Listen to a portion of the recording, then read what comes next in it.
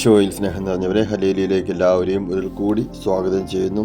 കുരിശുമരണത്തിനും ഉദ്ധാനത്തിനും ഒക്കെ മുമ്പായി ഈശോ ശിഷ്യന്മാരെ പഠിപ്പിച്ചൊരു കാര്യമുണ്ട്. യോഹന്നാൻ്റെ പുസ്തകത്തിൽ ഞാനും പിതാവും ഒന്നായിരിക്കുന്നത് പോലെ ഞാനും നിങ്ങളും, നിങ്ങൾ എന്നിലും ഞാൻ നിങ്ങളിലും ഒന്നായി, അങ്ങനെ പിതാവുമായിട്ട് ഒരു ബന്ധം, ഒരു വലയം, ഒരു ഒരു ഒരു ഒരു കൂട്ടായ്മ ഉണ്ടാകുന്നതിനെ പറ്റി ഈശോ ശിഷ്യന്മാരെ പഠിപ്പിക്കുന്നുണ്ട്. അപ്പോൾ എൻ്റെ വചനം നിങ്ങൾ നിലനിൽക്കുവാണെങ്കിൽ ഞാൻ നിങ്ങളിലും നിങ്ങൾ എൻ്റെ പിതാവിലും എന്നിലും എല്ലാം ഒരു കൂട്ടായ്മയിലൂടെ നിലനിന്ന് പോകുമെന്ന ഈശോ നമ്മളെ പഠിപ്പിച്ചിരിക്കുന്നത്.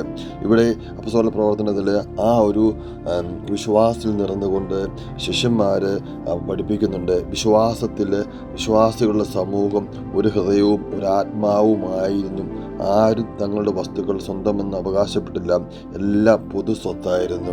ഇങ്ങനെ ഈ ഒരു വീക്ഷണത്തിൽ നമ്മൾ നോക്കുമ്പോൾ ആദിമ ക്രൈസ്തവ സമൂഹം യേശുക്രിസ്തുവിനെ അറിഞ്ഞ ശിഷ്യന്മാർ കൊടുത്ത പ്രബോധനവും ലോകമെങ്ങും പോയി സുവിശേഷം പ്രസംഗിക്കുവാൻ പറഞ്ഞതും ഒക്കെ അനുസരിച്ച് അവർ ചെയ്ത് കൂട്ടായ്മയെ ഒന്നിച്ച് നിർത്തി ഒരുപോലെ ഒരാത്മാവും ഒരു പൊതു സമൂഹമായി ഒന്നിച്ച് ആരാധിക്കുവാനും സ്തുതിക്കുവാനും ആ ഒരു കാലഘട്ടം തുടങ്ങി. ഇന്ന് നമ്മുടെ സമൂഹത്തിലേക്ക് വരുവാണെങ്കിൽ ഈശോ സ്നേഹം നിറഞ്ഞവരെ, പ്രിയപ്പെട്ടവരെ, എല്ലാവരും ഒന്ന് വിചിന്തനം ചെയ്യുന്നത് നല്ലതാണ്.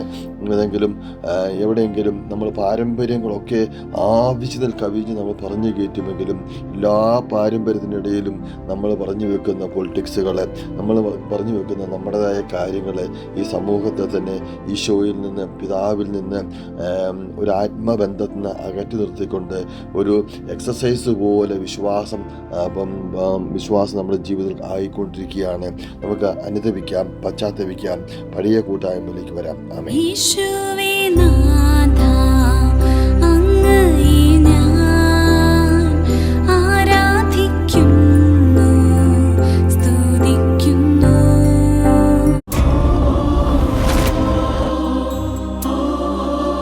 This is Sweet and Bitter Spiritual Program.